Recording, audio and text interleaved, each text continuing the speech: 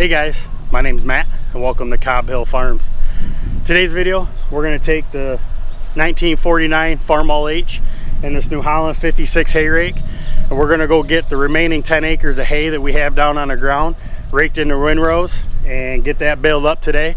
Yesterday I was able to get 5 acres baled up.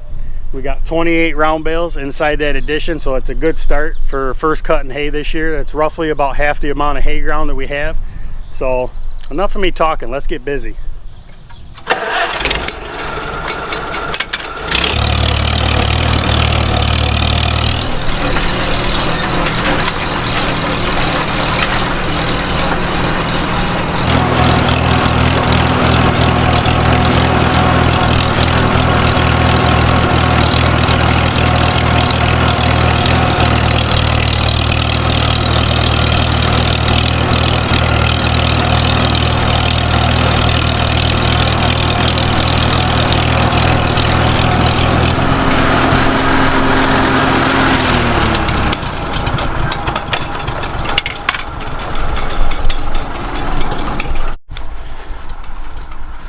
Well, let's see what the hay feels like underneath. Nice and dry. This hay was way over mature. I came up the next day to tet it out, and I started out around the outside windrows, and it sounded pretty crunchy. There was still a little bit of a dew on it yet, but it sounded pretty crunchy. So I got out here in the middle of the field and I felt underneath the windrow and it was dry. So I said, you know what, I'm gonna stop right here and just let it sit the way it is. So I did. This field is broke up into two fields. There's a north piece and a south piece. The north piece, I ended up tedding the whole thing before I really got the idea of just leaving it in a windrow. So we have to rake the full north piece. The south piece is just a, I don't know, 3 rounds around the outside, right along the wood line that we ended up tedding out. So what the plan's going to be is I'm going to rake the north piece along with the outside here. Then once I have that done, we're going to disconnect this Farmall H from the rake. Stacy wants to bring her Farmall H up. We're going to hook that up to the rake, and she's going to finish raking this. And then basically what I want to do is merge 2 windrows into one.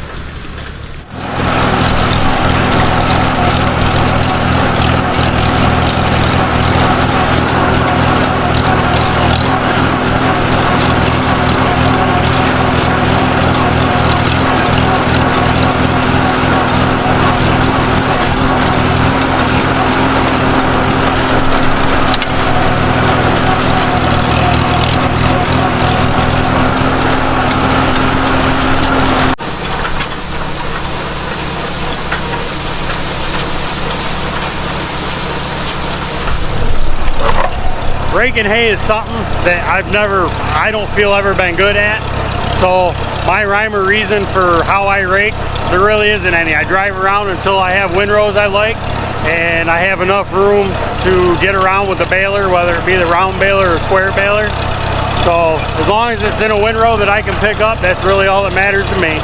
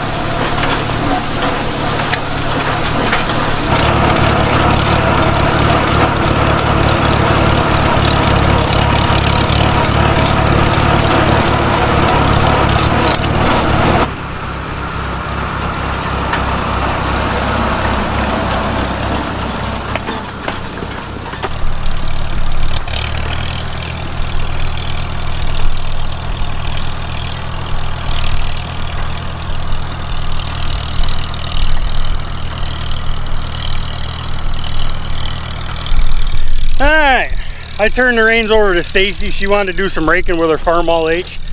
That tractor is one I restored for her last year as a wedding present. So she hasn't really had a chance to use it a whole lot, so putting it on a rake is something good for it.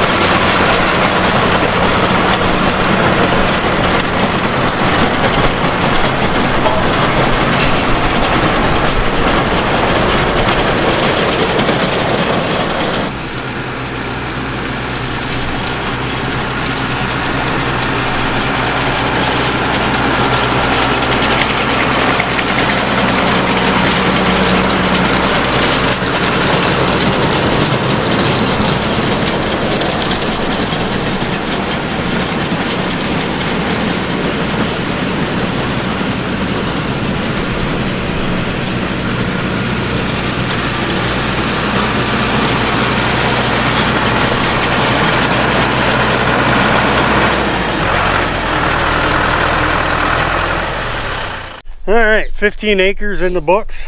I couldn't tell you how many round bales that was because I didn't keep track. So what we're using today is not my equipment. This John Deere 5425, I believe. Yep, 5425. This belongs to my neighbor. He's had this tractor quite a long time. It's been a pretty good, reliable tractor for him. I really appreciate the opportunity to use this to run this New Holland 644 round baler. This also belongs to a very good friend of mine. I think this is probably the 4th, maybe 5th year I've used it now. I know, it's about time that I need to buy my own, and buying a round baler is definitely high on my priority list, and probably right below that is a horsepower big enough to run that round baler. I hate relying on other people to get the job done, especially when it comes to doing hay, because you know, we're always seem to try to get hay done at the same time. But I can't thank him enough for being accommodating to, you know, what I need as far as trying to get my hay done. You know, we do communicate back and forth when it comes to doing this, so his hay is always priority. But once again, the old 644 round baler did a phenomenal job. What I do want to talk about a little bit, this is an auto tie baler, so as we're running it, this indicator up here, as the bale starts growing in the chamber, you're going to watch this pointer go up the scale, and then eventually once it gets to the stop, it'll automatically trip. You'll hear the audible alarm along with the visual light. That'll go off. The twine will start feeding in, and this scale here will go all the way to the right, and then it'll start creeping back as the twine is fed across the bale. Once it gets down to here, it'll chirp again, let you know that it's finished tying. You open the tailgate. This indicator is for the lock for the tailgate. It's right now it's in the lock position. Once you start raising it up, it'll unlock. One thing I failed to mention, when you're making the bale, these two pointers up here, ideally the right hand pointer is from the center of the bale to the right of the chamber. The left hand pointer is from the center of the bale to the left side of the chamber. And what that does is it kind of gives you an idea whether you're getting a nice level flat bale made or if you're going to have a lopsided bale. So there's a lot going on, and you're constantly watching back here to see, making sure everything is going right. The other thing is, when you start out with starting to make a bale, getting that initial core to start spinning can take some time. It's very easy to plug the pickup chamber here, so you have to go slow, and then it's all done with experience. Once you know what you're looking for and the hay's feeding in, then you can go like a bandit. But getting that bale to start to rotate can be fun.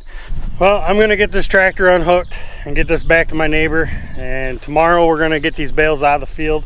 I think tomorrow afternoon we're talking chance of rain, or maybe it is supposed to rain. I don't know. I'd have to look at the weather forecast again. But all I know is we got 15 acres of hay done. We got about 8 to 10 more acres to get done here at some point whenever we have the next weather window. So hope you enjoyed today's video. If you did, give it a thumbs up. If you like our channel, as always, we ask you to subscribe. I hope you have a great rest of your day. We'll see you next time.